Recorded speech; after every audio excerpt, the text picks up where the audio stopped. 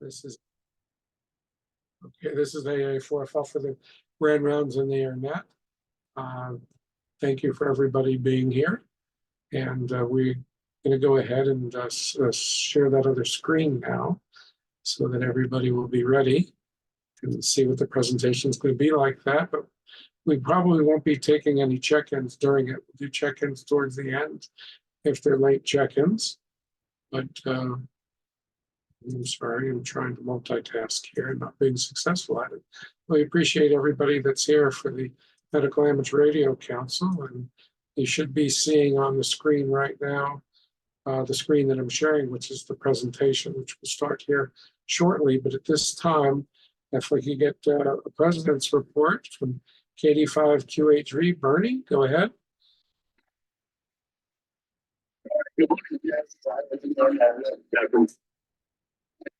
Well, I think it was interesting.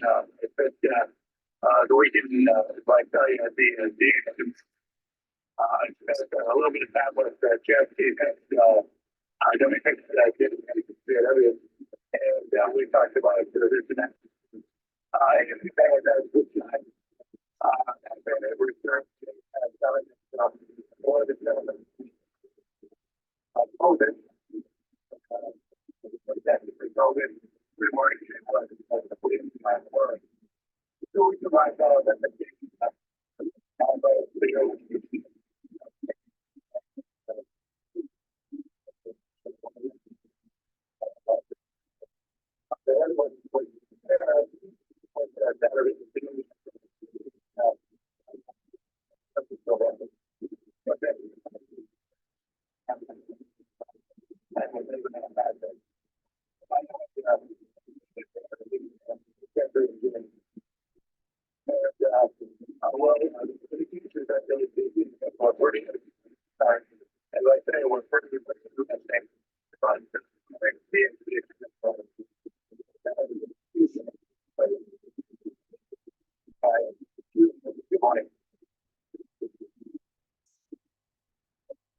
Well, thank you for the report, Bernie. I'm glad you made it to Visalia. I know you're a regular. I'll try to join you there one year. It sounds like an enjoyable time. I have Linda checked in, by the way, K5UPK. This is A4FL.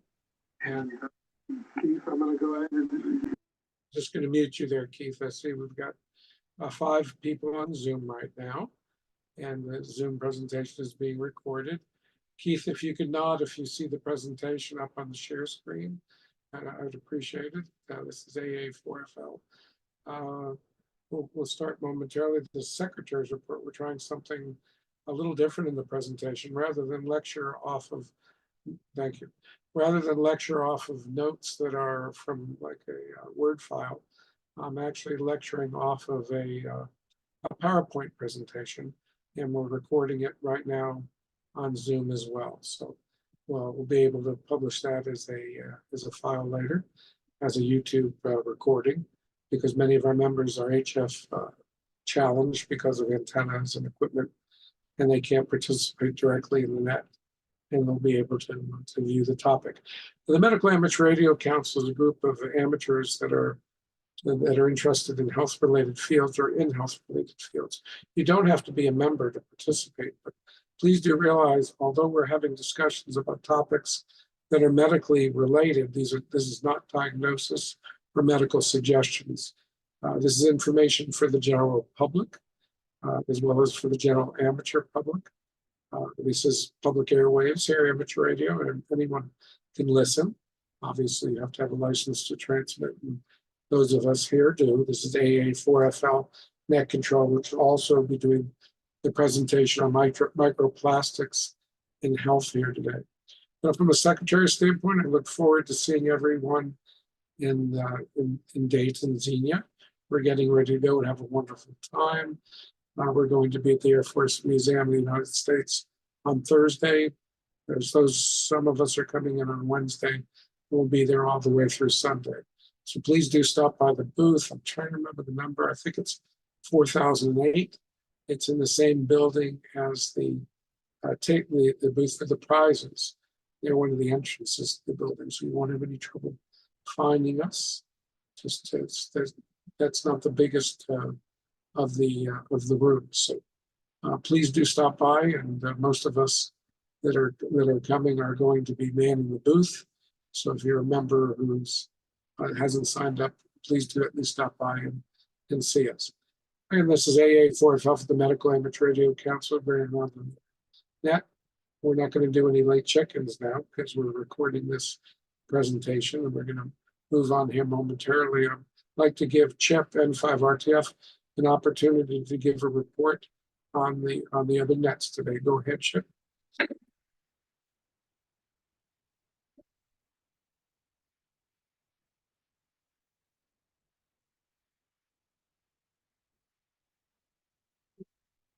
Chip, if you're copying, if you could give a report on the digital net and the CW net, go ahead.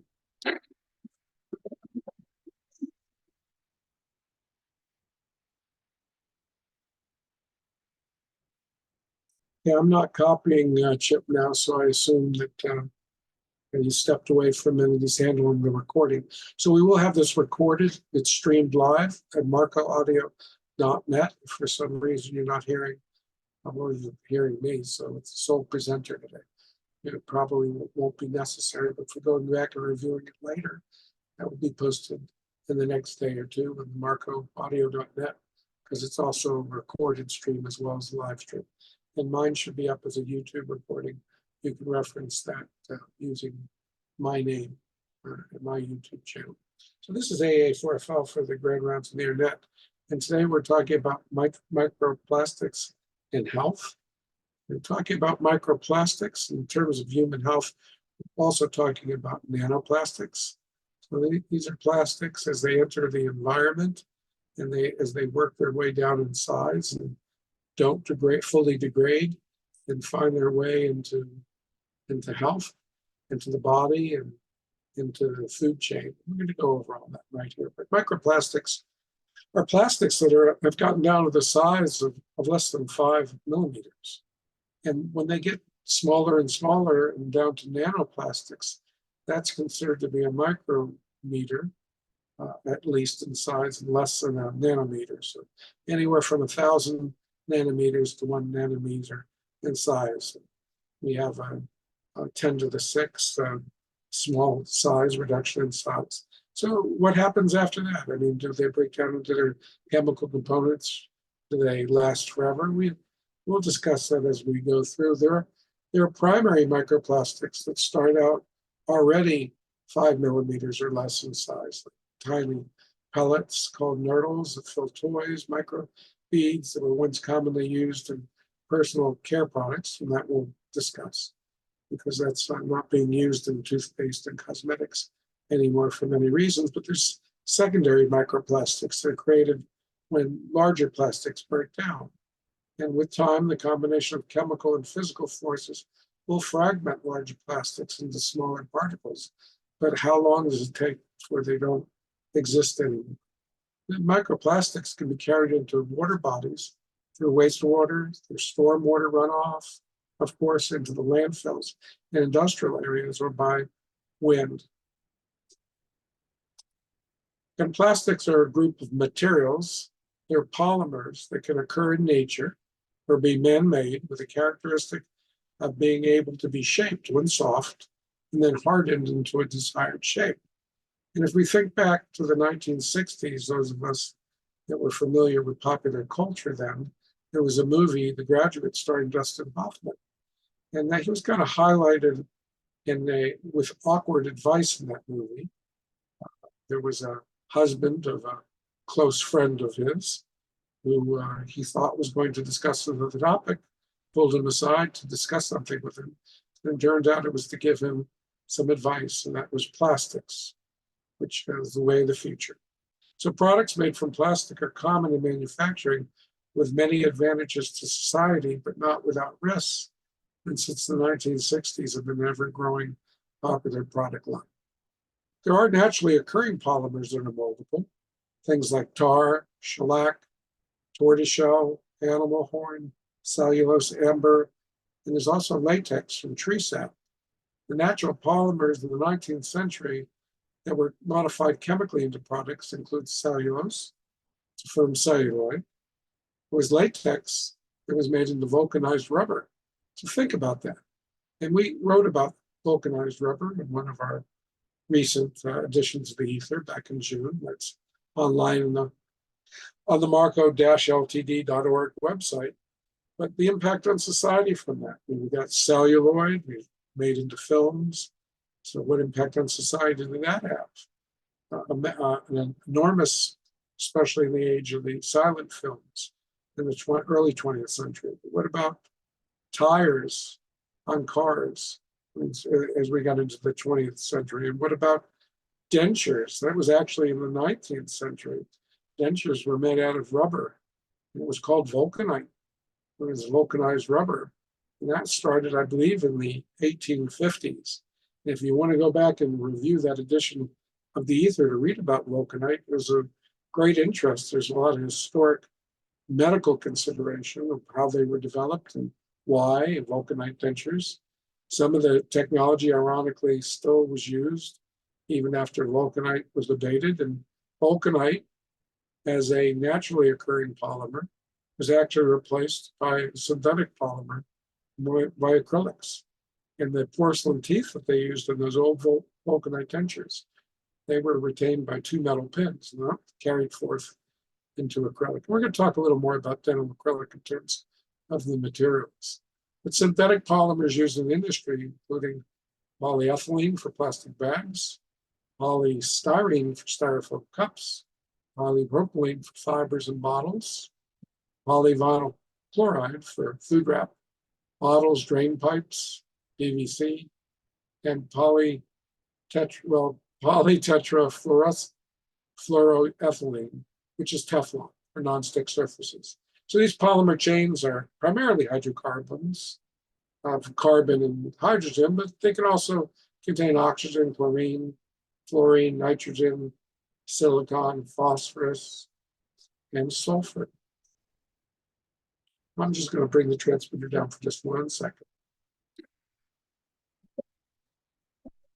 This is AA4FL, Alpha Alpha 4 Foxtrot Lima. This is the Grand Rounds of the Internet, open to all amateurs, don't have to be a Medical Amateur Radio Council member.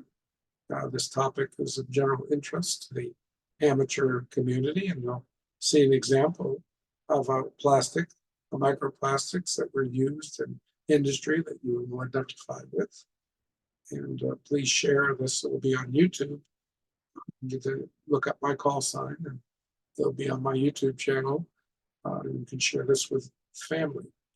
But going back to the plastics, we talked about primary and secondary microplastics, those that already started out less than 5 millimeters, which were cosmetics, personal care products, pharmaceuticals, detergents, insecticides, but also those bigger products, secondary microplastics. They start off large and they actually become microplastics secondarily as they break down. Things like fishing gear, plastic bottles, plastic bags, plastic food containers.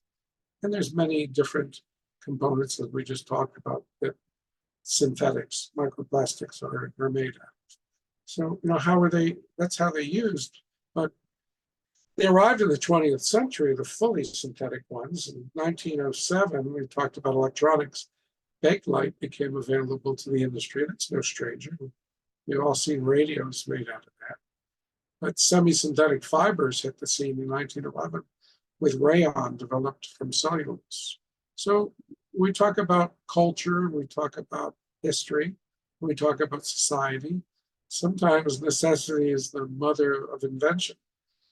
Think about what happened with World War II as these these supply chains were either broken, or actually think of the source of World War II. So the participation as a contribution to some countries not having access to oil. And then after the war started, us not having, and here in the West, not necessarily having the supplies from the Far East, which were the latex. So a lot of reasons for synthetics to be developed because of the critically short supply of things like latex, wool, silk, etc. And we also could have mass production out of that dire need, because during war, there often was the need for much more volume of the products. And there were during peace. So development ensued. Synthetic tires were used for tires in military and civilian applications. Nylon replaced silk and parachutes in consumer products. The plastic industry is still one of the fastest growing in the United States and the world. It produces about 150 kilograms of polymers per person annually in the United States. So we're talking about polymers, which is combining monomers. And it occurs in two manners of production. There's addition, or there's condensation polymerization. And those resulting chains of molecules can be linear, they can be cross-linked. And I mentioned dental acrylics, denture teeth, I mentioned porcelain teeth. Porcelain teeth have two pins held in the acrylic denture. They've replaced that now with acrylic teeth that are directly connected to the acrylic of the pink acrylic of the denture base. And unfortunately, years ago, they weren't adopted as quickly as we would have liked because of the wear factor. They were not extensively cross-linked. And over time, they found out ways to increase their wear resistance. Now the products are much different. They're cross-linked and durable, and we don't get the clatter and shatter in the weight of porcelain teeth anymore. So one can see how we're talking about a subject matter such as plastics and synthetic plastic currently, but you can see it's much more wide-ranging. We're in a world, just like if Dustin Hoffman was told, the future is plastics, like he was told in the grant. And what about the future? What about mass manufacturing not being the only outlet for plastic parts and items? What if you could make it yourself at home? Or we had a conversation about habitation on the moon, habitation on Mars. We can't bring everything by spaceship. But what about 3D printing? Would that be quite possible? I mean, obviously, if you're an individual now and you have a 3D printer and you need to manufacture a part, you can do that at home. But the applications of the technology are even space age. So they'll be important. And if you'd like to review that past discussion that we had on the marco-ltd.org website, we have some information in the Aether about that written up as well. N5RTF records all our sessions here on marcoaudio.net. And the two ground rounds of the air sessions from January 2024. If you'd like to review those, where we talked about 3D printing in the context of those heavenly bodies, as well as other aspects of habitation and medical considerations, please do review that. I'm going to pause for a second for ID. This is Alpha Alpha 4 Foxtrot Lima for the Grand Rounds on the Air Net. We're an organization of individuals in interested medical fields or professionals in medical fields. However, our organization is open to anyone who has interest, and I hope as patients who would have an interest in the materials. Today we're talking about synthetic plastics. We're talking about nanoplastics, microplastics, and we'll be talking about it with a tinge or a lean towards the medical considerations of it. Right now, we're just talking about practical considerations. So thinking of this dental consideration, and there's lots of different types of plastic used in 3D printing. The dentistry is a little bit different. Dental composite resins are also used in fillings in addition to dentures. And that's made a little bit differently, and they're widely used in dentistry. They're often called dental polymer composites to provide direct aesthetic tooth resembling restoration. So, sometimes we have situations in life where we develop a product for a particular reason. In this particular case, it's not just the cosmetics that they were developed. They're replacements for metal. Their advantages, obviously cosmetically.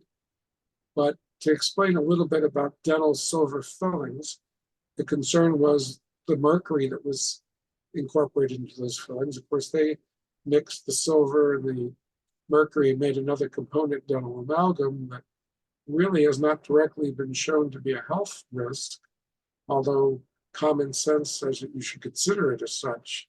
In some parts of the world, they don't use it anymore because we have better alternatives. But there are more reasons for that than just health considerations. Silver fillings required that the teeth have retentive features to hold the fillings with them.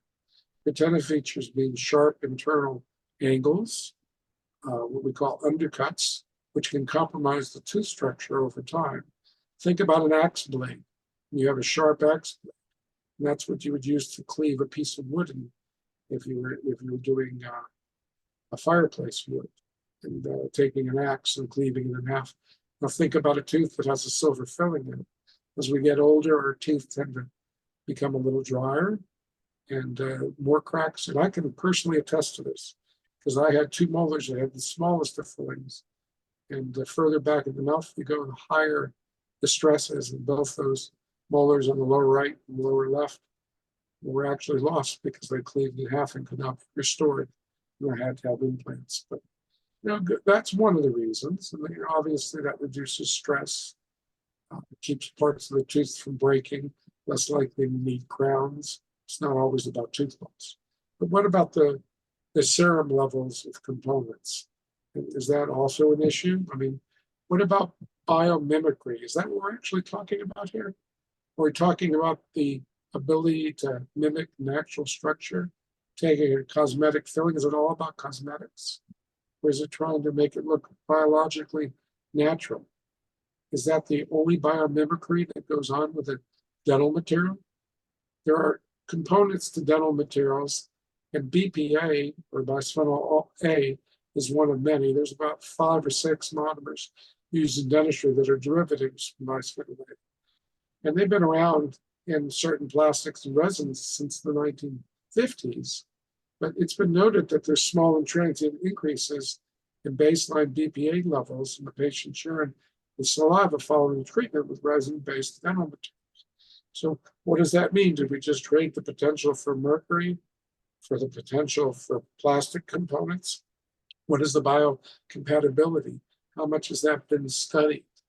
I mean, you can counter that as a dentist by following the manufacturer directions, because some of that increase, the transient increase in baseline levels, is due to not following the instructions. Having issues with the polymerization because of the curing of the particular materials. Dental materials are cured by light. They're light activated for the most part in dental fillings. And there's other components to it. There's fillers to make them hard and wear resistant. Some research has shown that BPA can seep into food or beverages from containers that are also made with BPA. So you'd have to get a non-BPA container, or also any other product line that potentially would have it. And that's a concern because we just don't know what the possible health effects on the brain and prostate glands of fetuses, infants, children's behavior. Just additional research suggests a possible link between BPA and increased blood pressure, type 2 diabetes, and cardiovascular disease. So, here we are having a presentation about nanoplastics and microplastics. Philosophically speaking, the presentation shouldn't be answering all the questions. We're not earning a PhD here talking about these particular discussion points in 45 minutes. What I'd like you to take away from the presentation here is that we're actually asking more questions because of investigating the topic. So please do contact me if you don't have access to the YouTube I'm going to post later.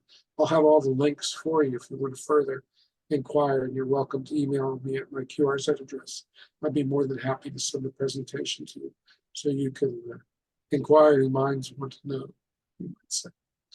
But what about endocrine disrupting chemicals? What about dental fillings? That is a potential argument. One of the highest volume chemicals in the worldwide production, so we know a little bit about there. And it's used in a wide variety of products. The exposure is documented to virtually everyone in the United States. So I'm going to just drift for a second here and tell you about a personal experience about the topic I wrote about in the late 1990s. We had a researcher at the University of Florida that developed a modified, genetically modified bacteria to not produce the acid that causes tooth decay. And of course, that time genetically modified anything was not a uh,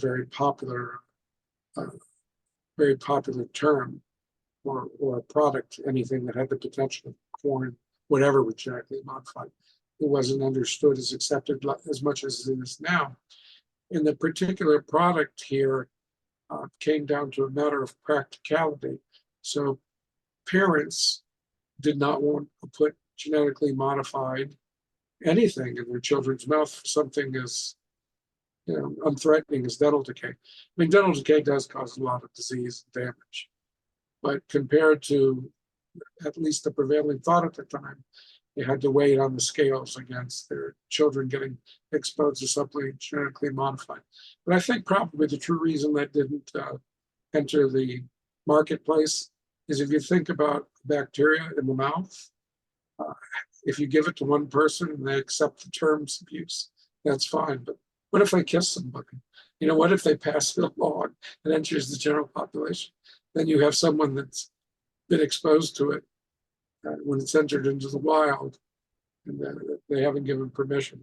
I think that would be a little bit of a lie. But going back here to our current discussion point on endocrine disrupting chemicals, probably if parents knew what white colored fillings had in them, they'd probably ask more questions. But the research is not is fully explored to prove that point. And we'll also talk about other aspects of that, because perception can be keen, but sometimes reality is obscene.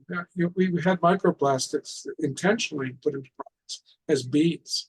That's been banned since 2015. Why? Well, plastic microbeads are solid plastic particles less than 5 millimeters. They're intended to be used to exfoliate or cleanse the body, things like cosmetics. They could be in toothpaste as well, to help with getting debris off the teeth. And the law in 2015 that covers that and eliminated or banned their use included toothpaste, intentionally added microbeads there, as well as this cosmetics we talked about. So why would Congress pass this law? There were concerns about the microbeads in the water supply as the tiny plastic beads go down the drain. And the concern was that, again, we talk about the ability to have action, that they may not be filtered through treatment filtration systems. They end up in our lakes and oceans where they may be mistaken for food by small fish and other wildlife, even though there's no claimed evidence suggesting that plastic microbeads, as used in cosmetics, pose a human health concern. So again, it was a risk versus benefit relationship. I'm going to pause here to also identify. This is AA4FL for the Grand Rounds on the year. The Medical Amateur Radio Council Grand Rounds takes place every week at this time. And we cover medical topics. It's not medical advice. We cover topics out of general interest to the population. We're amateurs on the public airwaves, and these are topics of general interest to all amateurs, and perhaps also to your friends and family. So this particular presentation is being recorded, and we'll get that up on YouTube. And if you are a member of Marco, you'll get that link through our Google Groups listserv. If you're not a member of Marco and you want to obtain the link, you can go on YouTube and you look up my call sign AA4FL and look up the YouTube channel, and that will be present for you. So again, talking about the microbeads and talking about chemicals and breakdown. So if we can't filter that out, and do they get smaller? What happens if they get into the body? How do we break down different chemicals regardless? Plastic products, they're such a convenience. There's all kinds of research that talks about that and what the possibilities might be, but the overwhelming volume of plastic that enters into the oceans, I think we're talking about 10 million tons annually, and 73% of beach litter is plastic. So what do you do to counter that? Think about all the primary microplastics, the things that are already smaller. What about industrial and urban dust? What about synthetic textiles? tires and road use and personal care products.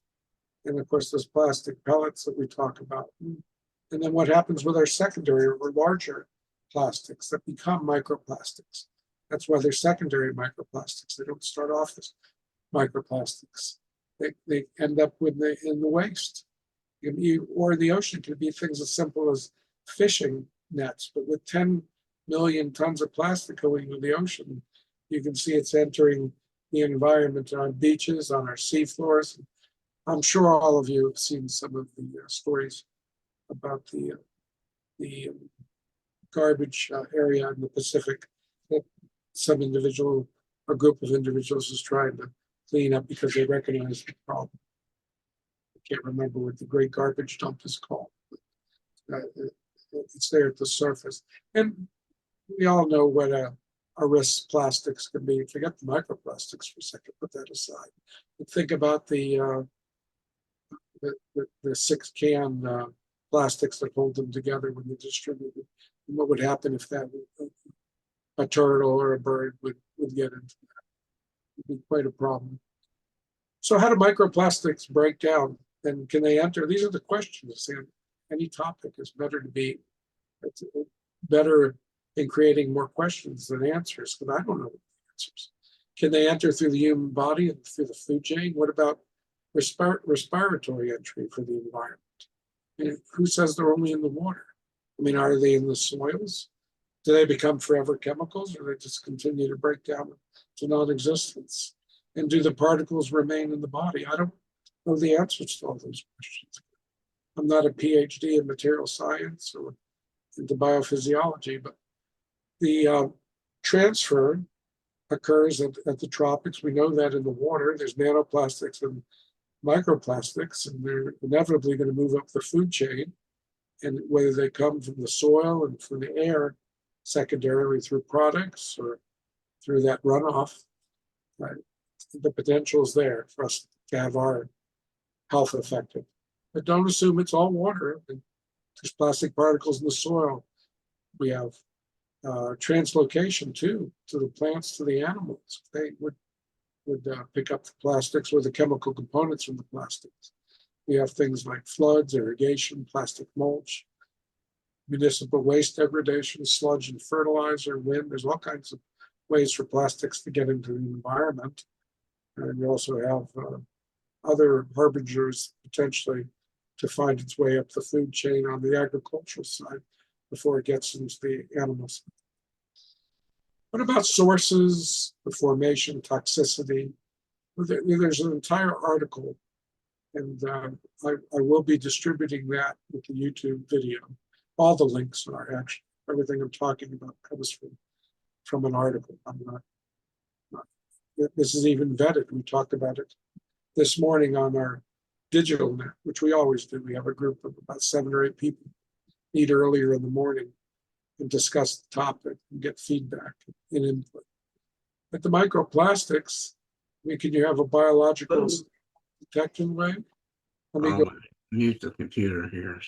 Hang on, let me mute you here. Okay, thank you. What about blood? What about human stool, sputum, and saliva? Can you monitor that? What about toxicity, toxicology profiles?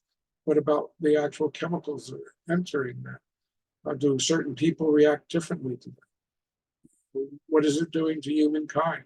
Well, we live in a toxic world. Chip and 5-RTF, and I were talking about that today. I mean, there's things you can avoid, and there's things you can't avoid. We don't have the choice or control over everything we do in our environment, but what's going to happen in the long term to mankind? We're going to be able to adapt. What about the cumulative stress of adapting? As all the different fronts we have to our health, are they cumulative? Are they additive? Time will tell. What about treatment technologies and strategies for avoiding it? For taking care of any health issues that might arise, and do we even know if they're health issues? And what about research? If the research is done on mice, does that also transfer to men in practicality? I mean, there's lots of medical questions to consider. How do you do a research study on humans for all this?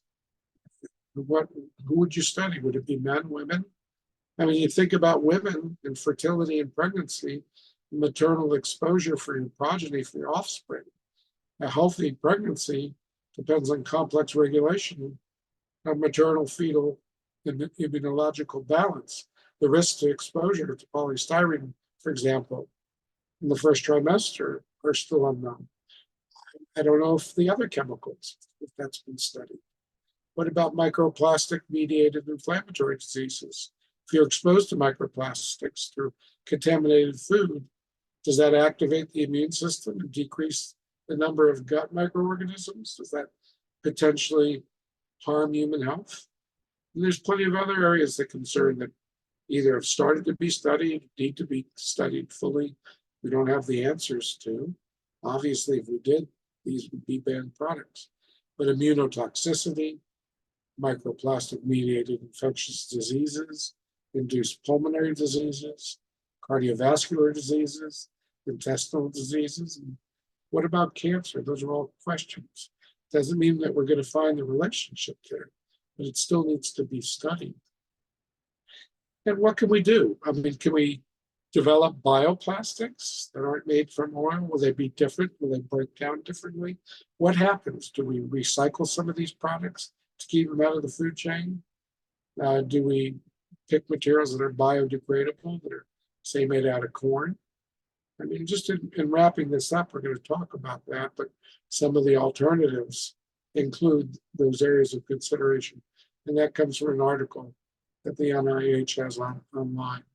So let's wrap up plastics. Maybe that's a micro pun. But be aware, as microplastics are only one aspect of a potentially toxic environment.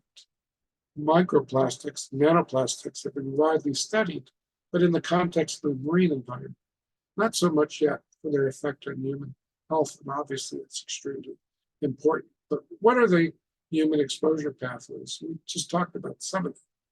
And what about the results of this exposure? And we need to study that. Ingestion and inhalation are the two most likely paths of entry. So toxicity assessments of both microplastics and nanoplastics in human health can be focused on gastrointestinal pulmonary toxicity first, and moved on to other venues, because what processes are involved? Is there oxidative stress from exposure, the inflammatory reactions that we talked about in the GI, in the gut, metabolic disorders, metabolism disorders? We just need to do research for potential mechanisms. So follow the unfolding science, consider discussing these issues with friends, family, patients. What about alternatives? Things like glass, water bottles. Perhaps in the public domain, there's been plenty of articles, I know I've seen them, about using water bottles that have been exposed to heat, leaving a plastic water bottle in your car. I mean, do you actually get some intrusion of microplastics into that water? And you've got options for using metal containers, for using glass containers. And glass, obviously, it's going to break. Metal is not. Plus, you have ecological reasons to not use plastic water bottles. And if you think about different grades of water bottles, some of them are very thin, some of them are thicker.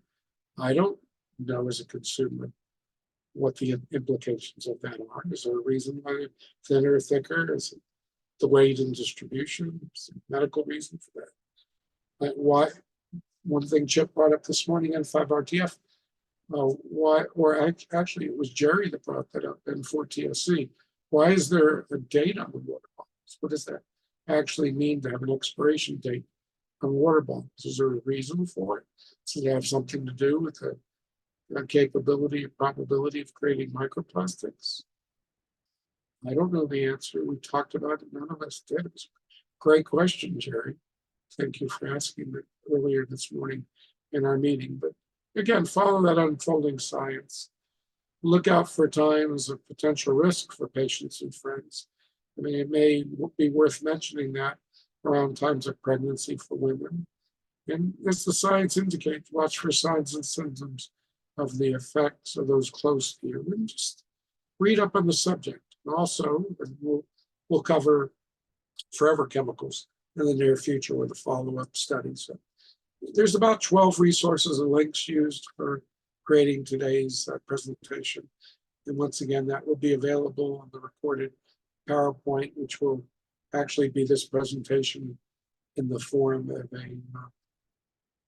of a video on YouTube. We're recording this on Zoom. So at this point, I know we haven't done any late check-ins, but is there anybody else that would like to check in at this point? Please go ahead and make your call to AA4FL.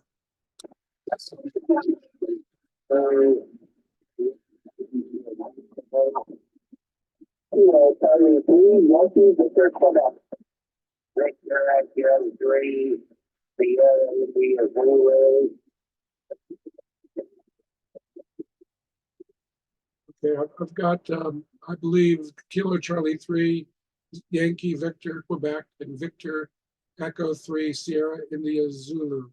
Is that correct, QSL?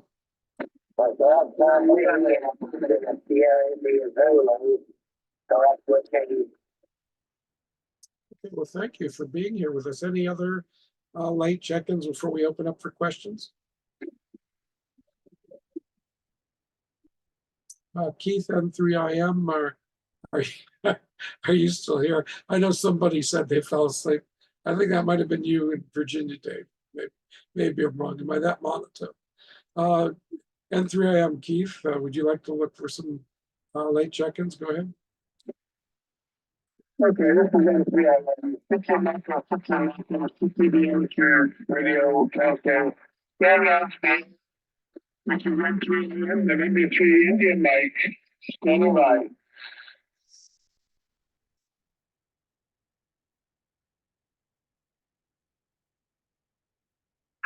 Nothing there, Jay. Okay, thank you for asking. I appreciate everybody's patience. Sorry to do the presentation this way in 10-minute increments with identification in between, but we're recording. Usually we break in between for check-ins and questions. But are there any questions? I'll take a list from those that have comments or questions.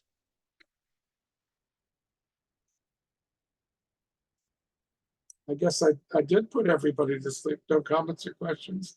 This is AA4FL. Make your call. Okay, this is KM2M. Okay, thank you, Dave. KM2M, go ahead. Roger, yeah, you mentioned the World War II and things, and I just wanted to mention for all the listeners the tragedy of fighting World War II and fighter aircraft made with plastic canopies led to the investigation and the use of plastics for intraocular lens implants. It was discovered that fighter pilots who had eye injuries had these little plastic particles in the cortex, sometimes deeper in the eye. Those particles were well exposed. He eventually came to the use of polymethyl metacolate PMMA lenses as the first lens implants that were actually done in England in the late 1940s. So people may find that little sensitive fact very interesting regarding plastics and plastics in the body. And of course, now all the lens implants we put inside the human body now for cataract surgery are typically made of plastics. Jay, AA4FL, that was a wonderful, absolutely fabulous presentation, Jay. Excellent, excellent. Okay, well, thank you very much for the compliments, but even more important, thank you very much for the input. I was not aware of that. And, it's interesting the way that happens. I'm trying to remember dental implants where they were trying to recover screws from one of the animals that they were using for research, and they found out that they integrated into bone. So, serendipitously, often we'll find discoveries that weren't intended to have World War II be a part of it. And of course, the technologies and so many things we talked about with synthetics here being developed as a sidebar from World War II. KN0S, Dave, do you have any information similar to that? Over.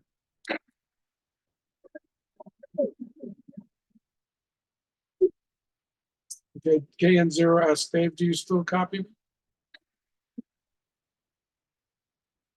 Okay, we lost Dave here. Any other further comments or questions?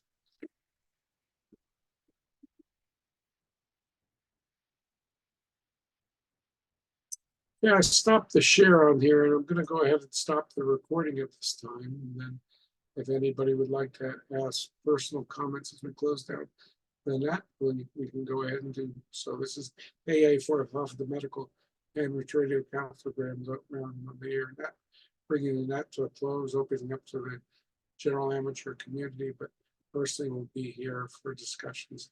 Thanks for stopping by this week. I believe we're talking about digital radio next week, USB dongles in particular. And the week after, I believe, Dave, KN2M, and NM2K, Diane are going to be talking about women in image radio in anticipation of upcoming Mother's Day. So all that will be coming up in the near future. This is AA for Falstaff.